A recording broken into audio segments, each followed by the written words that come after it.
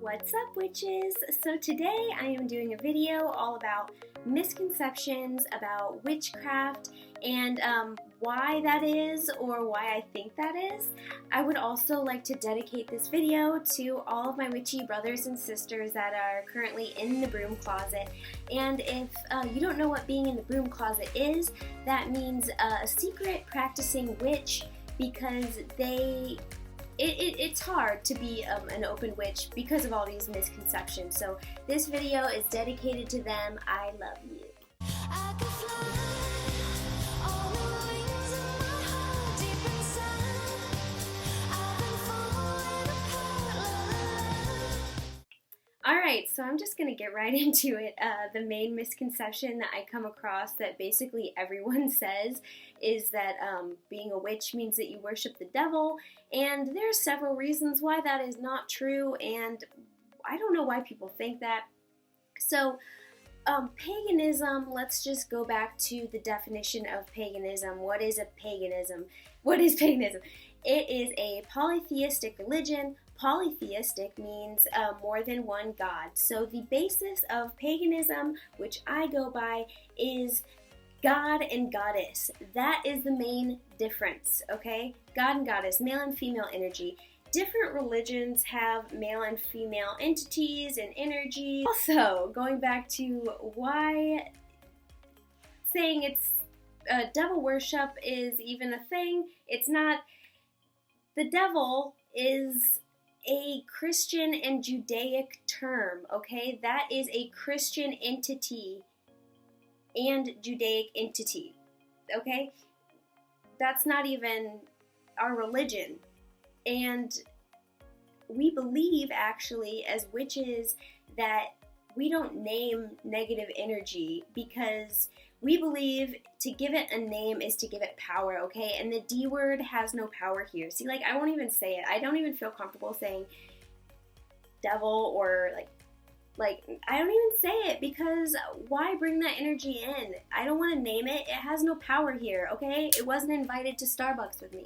Witchcraft and pagan religions have backdated Christianity, and what I think is really cool about it is witchcraft has evolved on all continents when they couldn't even communicate with each other. There have always been prophets, light workers, healers. Some people would know them as midwives in the Middle Ages that have always been healers or prophets. Nostradamus, lots of healers and prophets have served kings and queens in the past, and that's just always been a thing.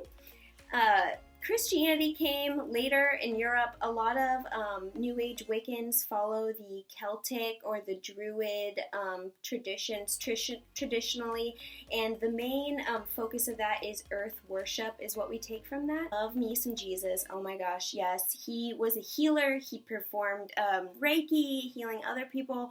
So I have a lot of respect for Jesus, and whenever I am casting out a negative entity, or if there's a haunted house situation, ain't nothing wrong with using a little bit of Jesus, okay? Do I think there's a lot of propaganda out there to this day about witchcraft? Absolutely. It's really painful to see what people portray in movies, or what people will just say to your face that's like really offensive. There was a book published called The Witch's Hammer, and it, for a time in the Middle Ages, was the second most selling book, and it was by a priest or a monk or some type of holy man. But let me remind you that, like, that's one guy's opinion, and that just spread like wildfire. That wasn't even the Bible, okay? There are a lot of reasons why I think that there's propaganda against witchcraft in our society. One of them being big pharma and the medical community. I know that sounds crazy, but hear me out. So in the Middle Ages, a lot of natural healers, light workers that I was talking about, midwives, in the Middle Ages, there came a time where modern medicine became more popularized, and that was actually a male-dominated industry at the time, and midwives were mainly female, using natural herbs. and things like that. And they say, oh, this is witchcraft, you know, come to my doctor shed where I've been training for 2 weeks so I can cut you up with barber equipment. I'm not kidding, like, this is the truth. Let me spill the real tea, okay? Big Pharma, the only way you can make money off of a drug is copywriting it. Copywriting its chemical compound, that means it has to be made in a lab. The FDA cannot copyright natural remedies that make real results, so if they can't copyright it, they can't sell it, and they can't make a profit on it, and that is 100% the truth. So a big part also of paganism is how close your relationship is with God and Goddess. It is, you know, about using magic in your everyday life and having power.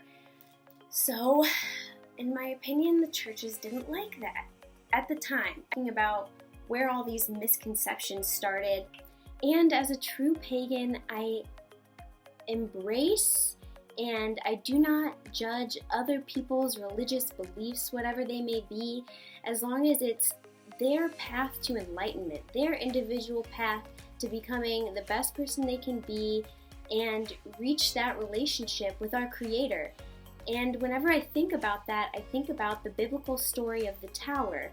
And I think that these divides within us are put there as roadblocks so we don't find out all the answers because we're not meant to. We're just supposed to live our lives the best way we can and to the best of our ability, you know? Okay guys, thank you so much for watching, and if you liked this video and want to learn a little bit more about how I do things with the craft, don't forget to subscribe. Blessed be, love, and light.